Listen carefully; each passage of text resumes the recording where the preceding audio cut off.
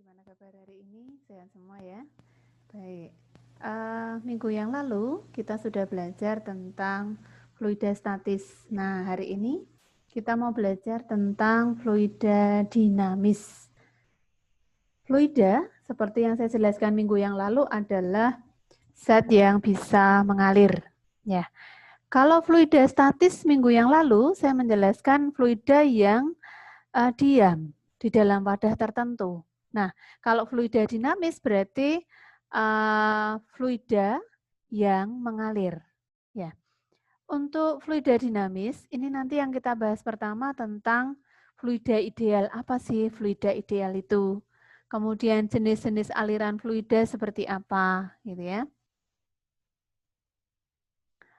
Fluida ideal, penjelasannya seperti apa? Nanti kita akan bahas ini. Jenis-jenis aliran fluida, persamaan kontinuitas, hukum Bernoulli, lalu penerapan dari persamaan kontinuitas dan penerapan dari hukum Bernoulli. Baik, fluida ideal. Pengertian fluida ideal itu memenuhi 3 syarat ini. Syarat yang pertama tidak kompresibel. Apa artinya tidak kompresibel? Adanya perubahan tekanan tidak mengubah volume fluida. Kemudian yang kedua tanpa gesekan. Pada saat fluida mengalir, gesekan antara fluida dengan dinding tempat mengalir dapat diabaikan. Lalu yang ketiga adalah alirannya stasioner.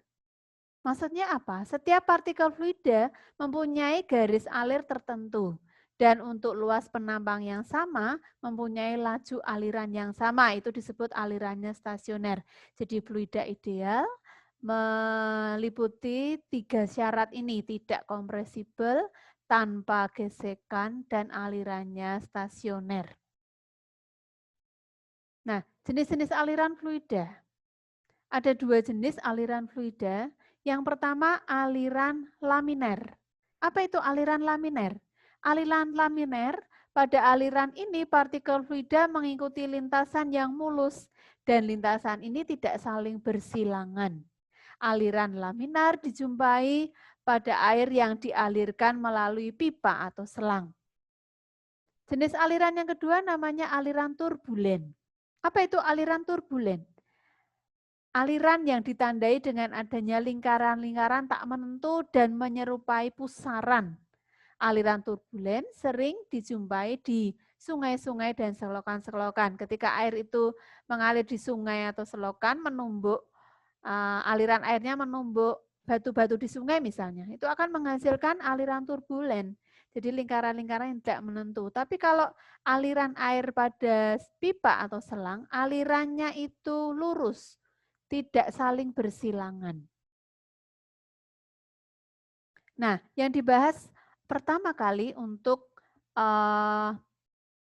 fluida dinamis adalah persamaan kontinuitas. Anda perhatikan bejana ini. Pipa ini punya 2 penampang. Penampang yang pertama namanya A1, penampang kedua namanya A2. Ya. Nah, pada gambar ini menunjukkan bahwa A1, luas penampang A1 lebih besar dari luas penampang A2. Nah, meskipun luasnya berbeda, luas penampangnya berbeda, tetapi dia punya debit aliran yang sama. Apa itu debit aliran?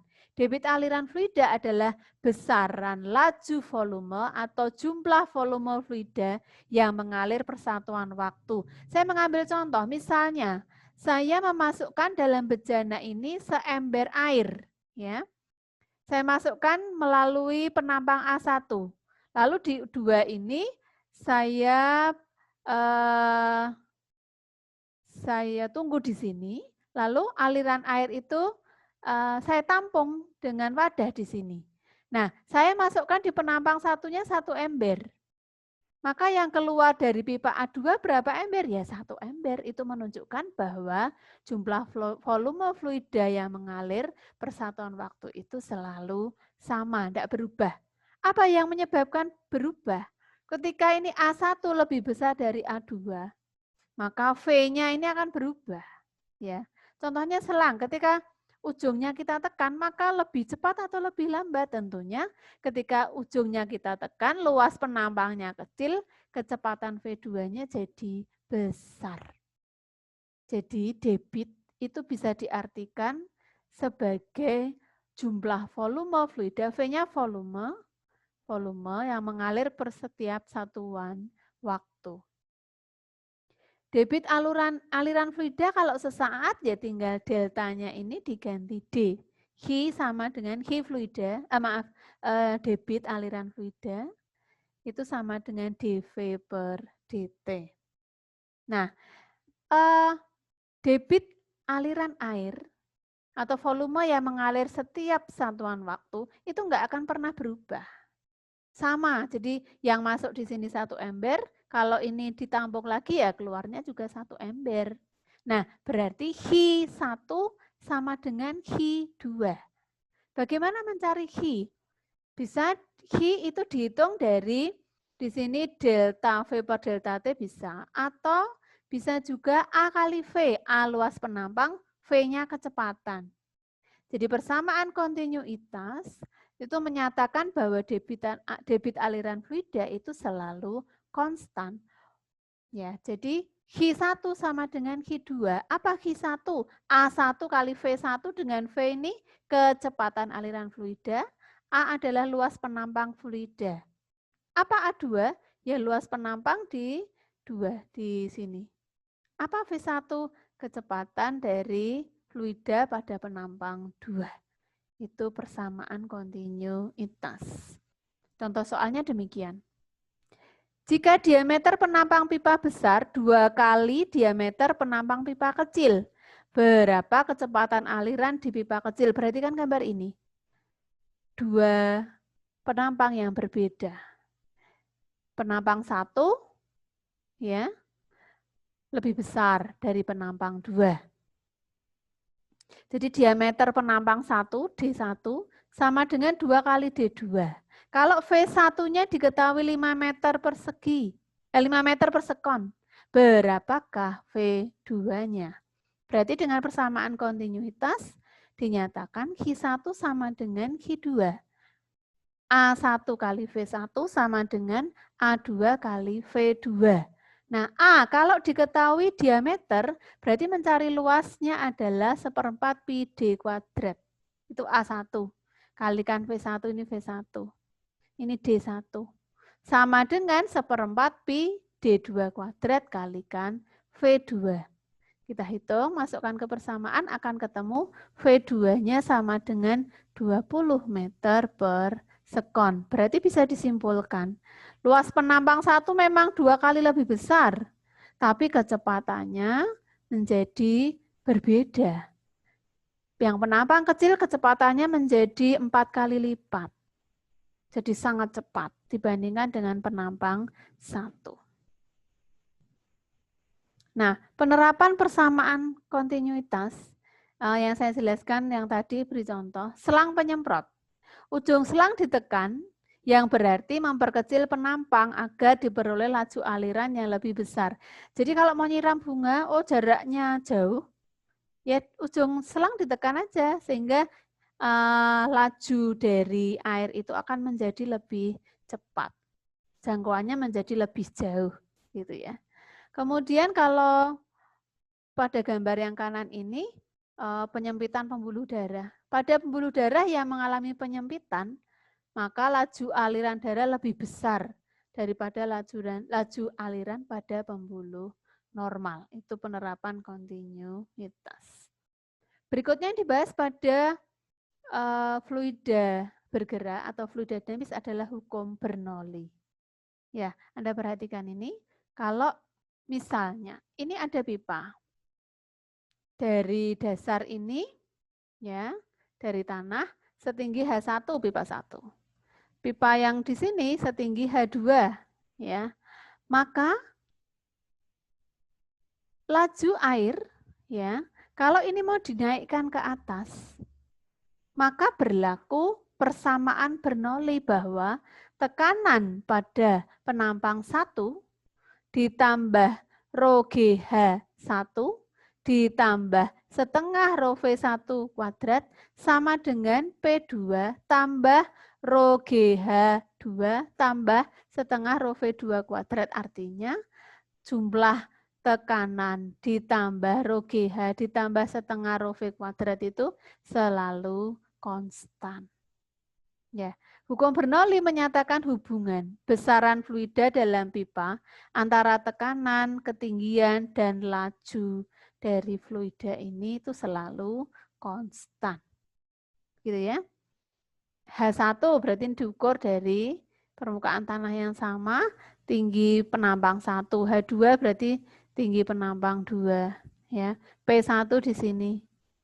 Ya, P1 lebih besar dari P2. Jika P1 lebih besar dari P2, maka tekanannya lebih, luasnya A-nya juga lebih besar, tetapi kecepatannya lebih kecil. Jadi P itu tekanan, satuannya Pascal, rho itu massa jenis fluida, berarti kilogram per meter kubik, G percepatan gravitasi, meter per sekon kuadrat, bisa 10, bisa 9,8, tergantung soal yang diketahui ya.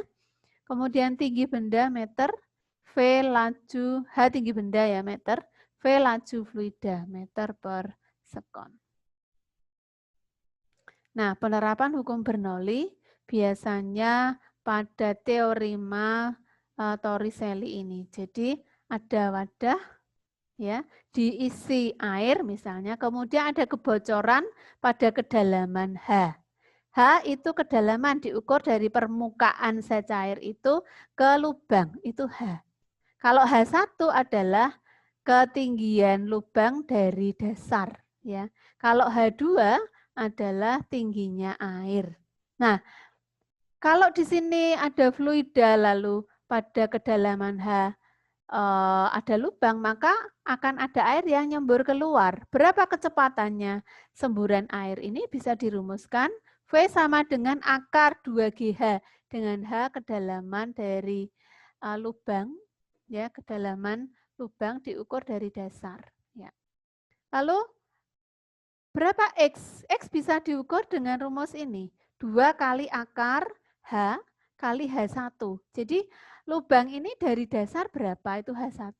Maka X bisa dihitung dari 2 kali akar H kali H1. Lalu berapa lama air ini bisa mencapai tanah? Waktu pewancaran air mencapai tanah bisa dirumuskan T sama dengan akar 2H1 per G. Gitu. Ya.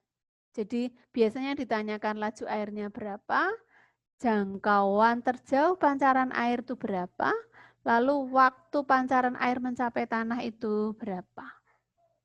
Kemudian penerapan Bernoulli yang selanjutnya. Kalau tadi teorema Torricelli, ini efek Venturi. Ya, perhatikan. Efek Venturi terjadi pada fluida yang mengalir melalui sebuah pipa yang menyempit.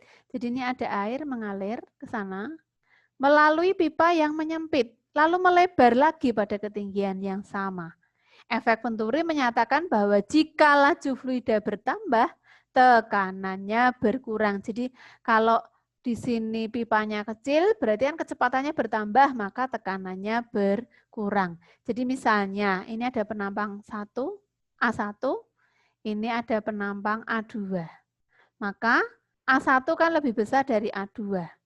V1 lebih kecil dari V2. Kalau V1-nya lebih kecil, maka P1-nya lebih besar dari P2. Konsepnya seperti itu. Hukumnya masih sama, penerapan persamaannya masih sama karena sama-sama menerapkan hukum Bernoulli. Penerapan yang Bernoulli berikutnya, venturimeter. Apa itu venturimeter? Venturimeter itu alat untuk mengukur kelajuan fluida. Nah, ada dua jenis, venturimeter dengan manometer dan venturimeter tanpa manometer. Gambarnya seperti ini, berbeda. Nah, bagaimana mencari kelajuan fluida? Kelajuan fluida kalau mencari V1, persamaannya ini. Kalau mencari V2, persamaannya ini. Sedangkan kalau venturimeter tanpa manometer, cari V1, atau begini, Kalau V1 diketahui, sudah bisa dihitung. Maka cari V2-nya dengan kontinuitas bisa. A1 kali V1 sama dengan A2 kali V2. Bisa dengan cara seperti itu. Demikian juga ini. Kalau V1-nya sudah bisa dihitung, maka V2 itu bisa dihitung dengan kontinuitas. A1 V1 sama dengan A2 V2. Jadi tidak harus hafal yang ini. Salah satu saja ini yang dihafalkan. Ini yang dihafalkan gitu.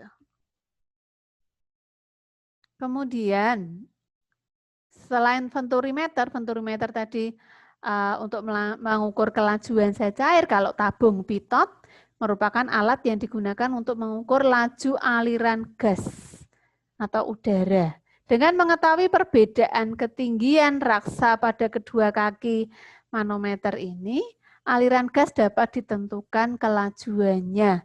Bagaimana mencari kelajuan aliran gas? V sama dengan akar 2 kali rho. Rho F itu berarti massa jenis zat cair dalam manometer. Kalau diisi raksa berarti rho F-nya bisa massa jenis raksa. 2 kali rho fluida kali G kali H dibagi rho udaranya berapa. Massa jenis udara yang mengalir berapa. Maka ini V bisa ditentukan, dihitung. Penerapan Bernoulli yang berikutnya adalah alat penyemprot. Ya. Alat penyemprot obat anti nyamuk dan parfum. Saat bata penghisap ditekan, udara akan mengalir dengan kecepatan tinggi melewati mulut pipa. Akibatnya, tekanan di ujung menjadi kecil. Perbedaan tekanan ini mengakibatkan cairan di dalam tangki naik dan dihamburkan dengan halus oleh aliran udara dari tabung penghisap. Ya. Jadi ini ketika ini ditekan, ya, udara akan mengalir dengan kecepatan tinggi melalui mulut pipa. Akibatnya tekanan di ujung menjadi kecil. Perbedaan tekanan ini yang menyebabkan cairan di dalam sini naik, lalu dihamburkan dengan halus oleh aliran udara dari tabung penghisap. Itu prinsip kerja dari penyemprot obat nyamuk ya dan parfum. Nah, penerapan hukum Bernoulli yang sering kali dibahas di soal adalah gaya angkat pesawat. Ya, bentuk dari pesawat itu aerodinamis seperti ini. Nah, kalau menghendaki pesawat itu gerak ke atas, naik, maka tekanan bawah kan harus lebih besar dari tekanan atas pesawat. Berarti kecepatan udara di sini harus lebih kecil supaya tekanannya besar.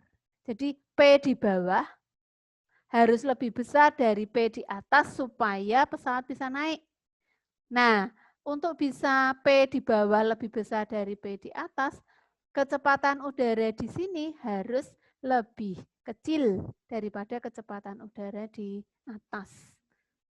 Demikian juga sebaliknya, jika pesawat mengendaki turun, maka tekanan udara di atas pesawat harus lebih besar dari tekanan udara di bawah pesawat. Berarti kecepatan udara di atas pesawat juga harus lebih kecil dibandingkan kecepatan udara di bawah pesawat. Nah, gaya angkat pesawat dirumuskan seperti ini. F1 dikurangi F2, ini gaya angkatnya, sama dengan setengah kali rho dalam kurung V2 kuadrat kurangi V1 kuadrat kalikan A. F1 itu gaya angkat bawah pesawat, dikurangi F2 gaya angkat atas pesawat sama dengan setengah kali massa jenis udara, kalikan selisih antara kecepatan udara di atas pesawat dikurangi kecepatan udara di bawah pesawat dikalikan A. A luas penampang sayap. Nah, untuk penerapan yang tadi yang Torricelli ini, contoh soalnya ini ya. Misalnya ada wadah setinggi 85 cm ya. Kemudian ada lubang 40 cm tapi dari dasar ya. G-nya pakai 10 meter per sekon kuadrat. Berapa kecepatan dan jarak terjauh semburan air keran? Cari V sama dengan akar 2GH, dengan H kan kedalaman lubang. Berarti kalau ini 85, ini 40, kedalamannya berapa? 45 cm. 45 cm diubah ke meter jadi 0,45 sehingga ketemu 3. Lalu mencari X-nya adalah 2 kali akar H kali H1. H-nya ini 0,45, H1-nya 0,4 meter. Sehingga ketemu ini. Ya. Begitu ya. Saya kira jelas penerapan dari hukum Bernoulli. Ya, saya kira cukup yang bisa saya sampaikan. Contoh soal juga sudah saya berikan di PPT ini. Selamat mempelajari materi ini. Nanti kita juga akan latihan soal untuk dibahas bersama-sama. Selamat belajar. Tuhan memberkati.